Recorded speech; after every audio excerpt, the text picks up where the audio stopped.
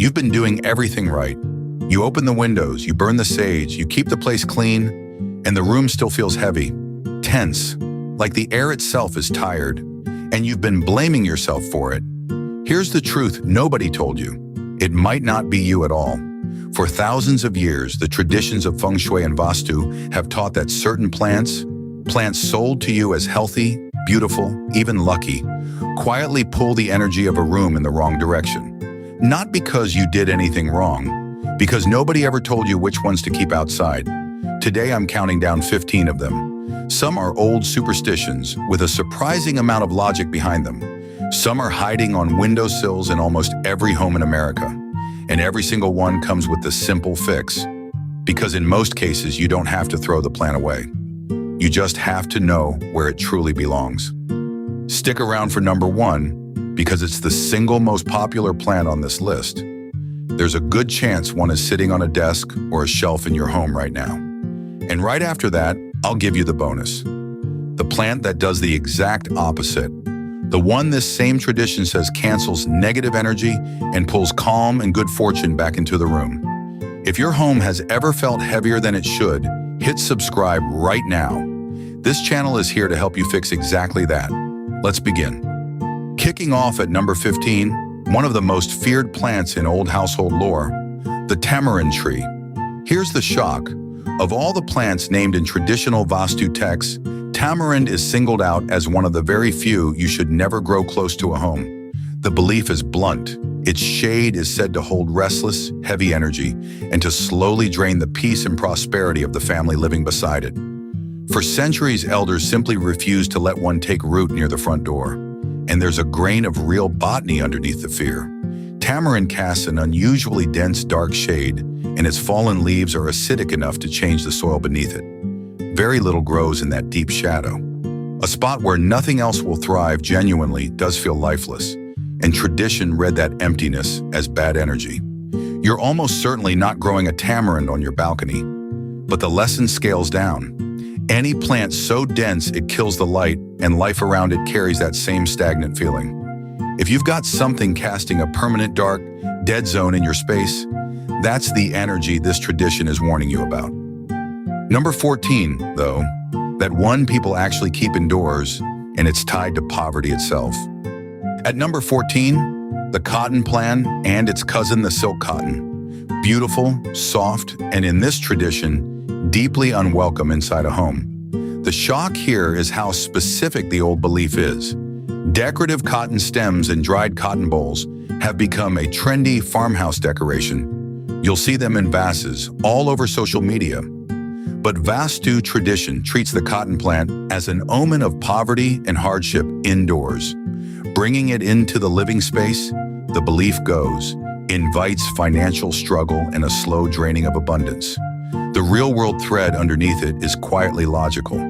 Cotton is a crop of dry, hard soil, historically a plant of labor and scarcity, not comfort. And those trendy dried cotton stems, they're exactly that, dead. No water, no life, no growth. Which brings up a theme you'll hear again and again on this list. Decorative death, dressed up as decor. If you've got dried cotton in a vase because it looked cozy online, I get it. Everybody fell for that trend. Tradition would simply say, move it to a porch or a shed and put something living in that vase instead. Number 13 is covered in thorns, and thorns in this tradition are never neutral. Number 13, the thorny acacia, known in many households as babel, and the reason it makes this list comes down to one word, thorns. Here's the belief that runs through nearly every tradition on Earth. Thorny plants indoors breed conflict. Feng shui calls the sharp points poison arrows, spikes that fire tense, aggressive energy into a room. Vastu goes further and warns that thorny trees like acacia near a home invite arguments, bitterness, and broken relationships between the people inside. And notice how consistent that is across cultures that never spoke to each other. That consistency is the tell. Human beings have always felt uneasy around sharp, defensive plants indoors, and every tradition wrote that instinct into a rule. The real fact is simpler, and it's about your body. Thorns are a genuine hazard in a small space. A thorny branch at eye level, at a doorway, near a child. That's a quiet, constant low-grade stress every time you pass it. Your nervous system registers the threat even when your mind ignores it. The single exception, coming at number 5, will surprise you. But hold that thought. Because number 12 is a plant people deliberately grow indoors for luck, and tradition says they've got it backwards. At number 12, the henna plant, Mendi, the same plant behind those beautiful reddish designs on the skin. Loved, celebrated, and in this tradition, quietly warned against as a houseplant. The shock is the reversal. Henna is associated with celebration and beauty everywhere it grows. So people assume it belongs inside. But older Vastu belief holds that the living henna shrub, kept close to the home, attracts restless, negative energy and disturbs the calm of the space. It's welcome on the skin for a wedding. It is not welcome rooted in the living room. There's a practical root to it too. Henna is a dense, woody shrub that genuinely wants to be an outdoor plant. Full sun, open air, room to sprawl.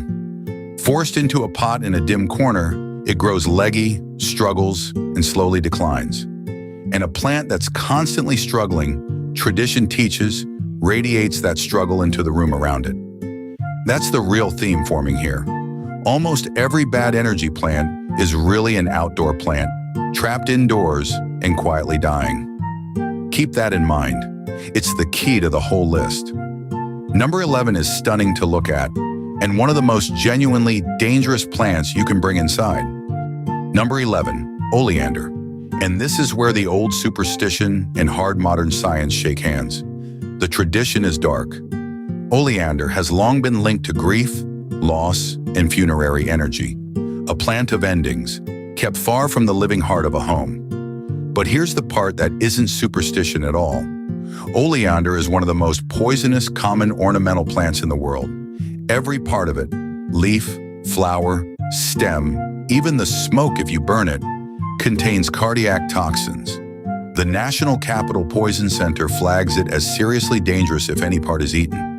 So when an old tradition tells you to keep oleander away from where you eat, sleep, and raise children, it isn't being mystical.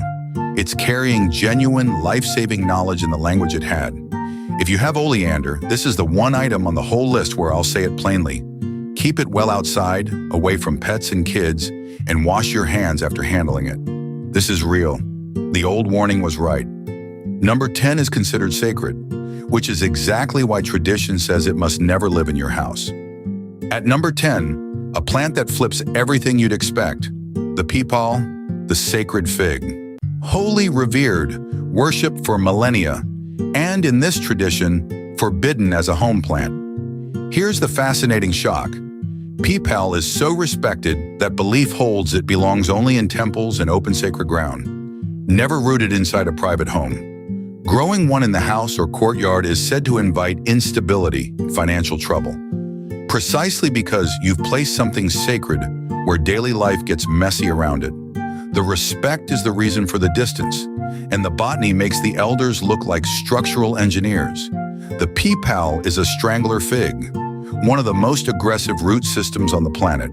Let it establish near a house, and those roots will crack foundations, lift floors, and split walls apart over the years. It will ruin your home was never a metaphor.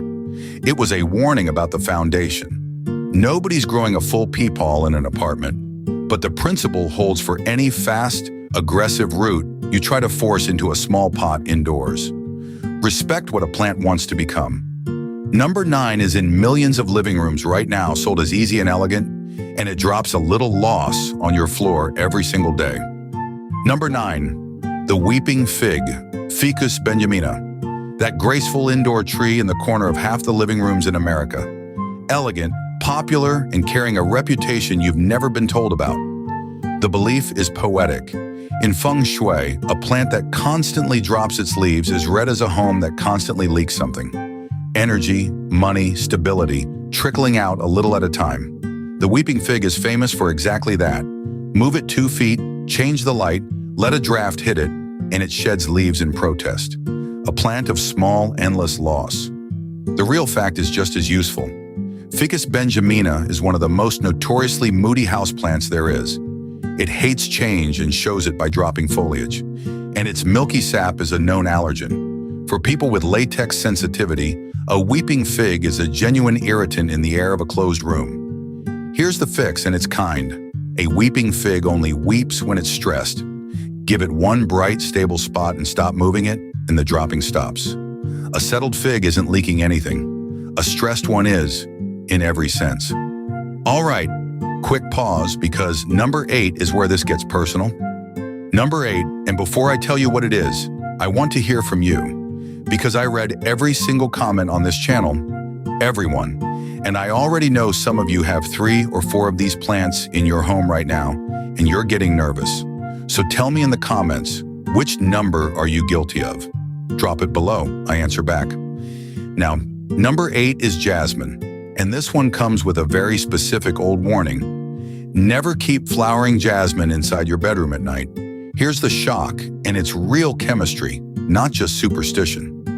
Jasmine releases the vast majority of its perfume after dark. The blooms are pollinated by night, so they save their scent for the night hours. In an open garden, that's magic. Sealed inside a small bedroom, that same heavy, sweet cloud builds and builds. And for a lot of people, it triggers headaches, restlessness, and genuinely broken sleep. Old tradition described that as restless spirits and disturbed sleep. They were describing the exact same effect. They just didn't have the word for the chemistry. The fix is beautiful, not sad. Jasmine is a wonderful plant. Just put it on a balcony, a patio, or right outside an open window, where that night perfume can drift instead of pool. Outside, it's a blessing. Sealed in a bedroom, it steals your rest. And speaking of plants that are lovely outside and wrong inside, number 7 is one people spend a fortune on. At number 7, the bonsai tree. Meticulous, expensive, admired as living art, and in this tradition, one of the most quietly unwelcome things you can put in a home. Here's the belief, and it's sharp. A bonsai is a tree deliberately kept stunted, root-bound, pruned, and prevented from ever reaching its full size. Feng shui and Vastu both read that as an omen of stunted growth in the household. Careers that stall, income that never expands, potential held permanently small. You are keeping, as a centerpiece, a living symbol of arrested development, and you can feel why that idea stuck. A bonsai is genuinely a plant under lifelong controlled stress. That's the entire art form. Everything about it says restriction. Everything about it says held back. I'm not going to tell a bonsai lover to trash a tree they've raised for 10 years. That bond is real.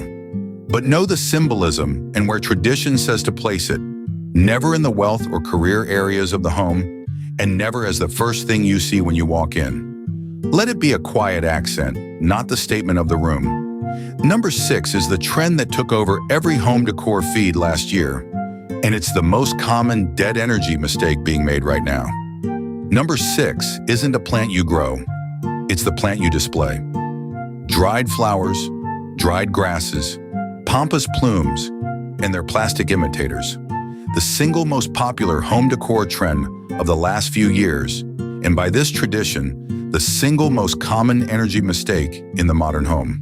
The belief cuts right to it. Feng shui teaches that living plants carry life energy, qi, and that dried or fake plants carry the exact opposite. A dried flower is, quite literally, a dead thing preserved. An artificial one never lived at all.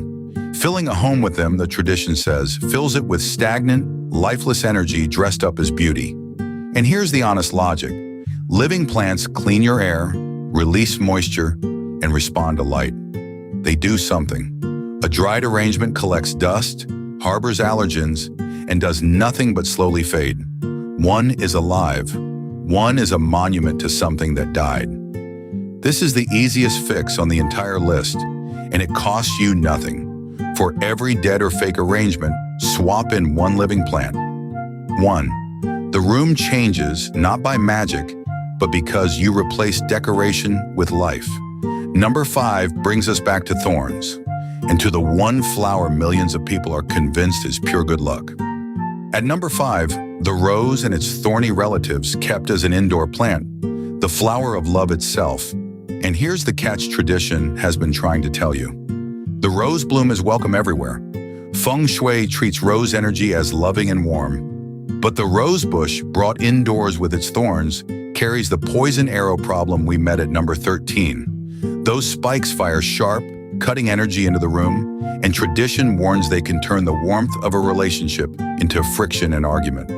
Love and thorns growing on the same stem. The real fact seals it. Roses are, botanically, terrible houseplants. They demand hours of direct sun and open airflow that no indoor corner provides. Forced inside, a rose bush weakens, drops, invites pests, a struggling, declining plant, exactly the kind this whole list warns against. So enjoy roses the right way. Cut blooms in a vase for a few days of beauty and warmth. That energy is welcome. Just keep the thorny, struggling bush out in the garden where it can actually thrive. We're into the top 4 now, and these are the ones almost everyone watching has in their home right this minute. Number 4 is the hardest one to hear because it's the one we're all guilty of. Any dead, dying, or neglected plant you're still keeping. Here's the belief, and it's the emotional heart of this entire list. Every tradition agrees on this without exception. A plant in decline, brown edge, drooping, half dead in a dry pot, radiates that decline into the room around it. It stops being a plant and becomes a slow, daily broadcast of neglect and loss.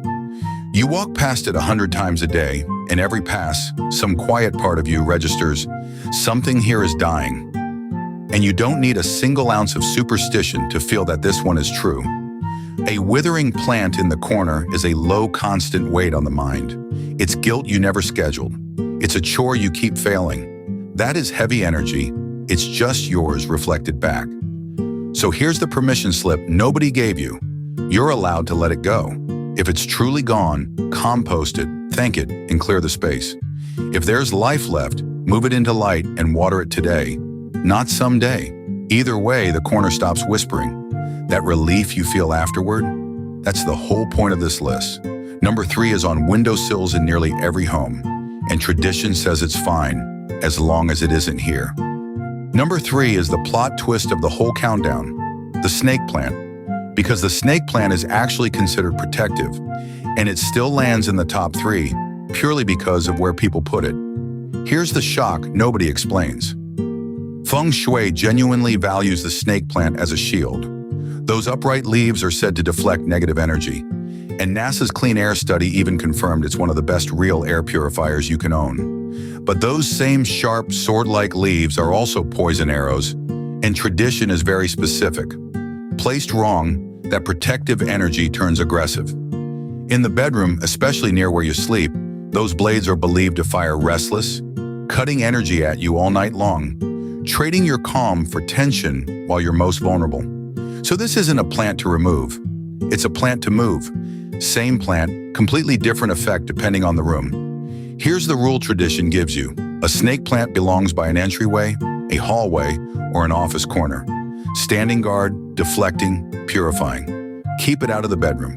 Get the placement right and it flips from number 3 on this list to one of the best plants you can own. Number 2 is the cruelest twist of all because it's the plant people specifically buy for good luck. At number 2, the money plant, pothos, the plant sold in every shop as a magnet for wealth and good fortune. And that's exactly what makes it so dangerous when it's neglected. Here's the twist that catches everyone. Feng shui does prize a healthy money plant as one of the great attractors of prosperity. Lush, climbing, vibrant. But tradition is equally clear on the flip side. A money plant that's allowed to yellow, rot, or trail limply across the floor doesn't just lose its power, it reverses it. The very plant you brought in to attract wealth becomes, when it's dying, a symbol of wealth draining away. And letting those trailing vines drag along the floor is said to send your fortune down and out with them. There's honest sense in it. We buy the money plant because it's supposed to be unkillable, so we ignore it and it becomes the most common half-dead plant in the house. A rotting lucky plant is a daily little contradiction sitting in the corner. The fix takes 5 minutes. Trim the yellow, let it climb up a pole or trellis instead of dragging on the floor, and keep it healthy. A thriving money plant is a blessing. A dying one is the opposite, and it's the same plant. It's entirely in how you keep it. And now, number 1, the single most popular plant on this entire list, and almost certainly the closest one to you right now. The number 1 plant tradition warns you to keep out of your home is also one of the most popular plants on Earth, the cactus. Here's why it takes the top spot. There is no plant feng shui and Vastu warn about more consistently or more urgently than the cactus. And there is no plant more people have sitting on a desk, a windowsill, or an office shelf right now. Every one of those spines is considered a poison arrow, firing sharp, hostile microenergy into the room in every direction at once. Tradition teaches that a cactus indoors breeds tension, stalls the flow of good fortune, and quietly seeds arguments and hardship among the people who live with it. The little prickly plant everyone thinks is harmless and cute is, in this belief system, the single biggest energy offender you can own.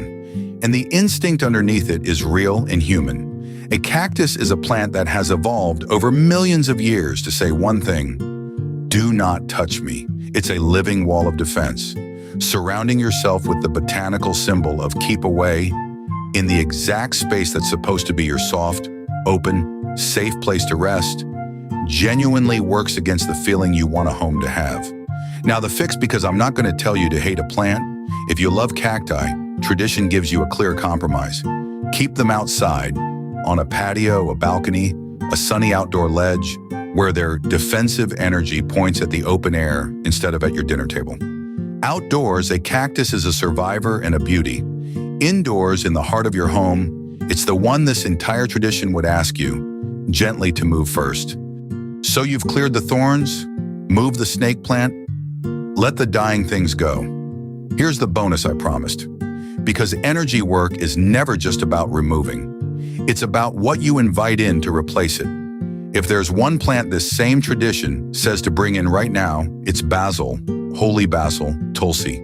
It's considered one of the most powerful purifiers of a home's energy there is. A living plant said to absorb negativity and radiate calm, protection, and good fortune back into the room. And it backs the belief up in the real world. Fragrant, air cleaning, and useful in your kitchen every single day. A healthy pothos climbing upward, a peace lily, a snake plant standing guard by the door. Those are your positive 4. Put life where the heavy things used to sit. That's the whole secret of this list. You're not just removing bad energy. You're making room for good. If this changed how you see the plants in your home, you need to see the other side of it next. The plants this same tradition says to fill your home with, the ones that pull in wealth, calm, and protection on purpose. That video is right here, and it's the perfect next step. I'm reading the comments right now, so tell me, which number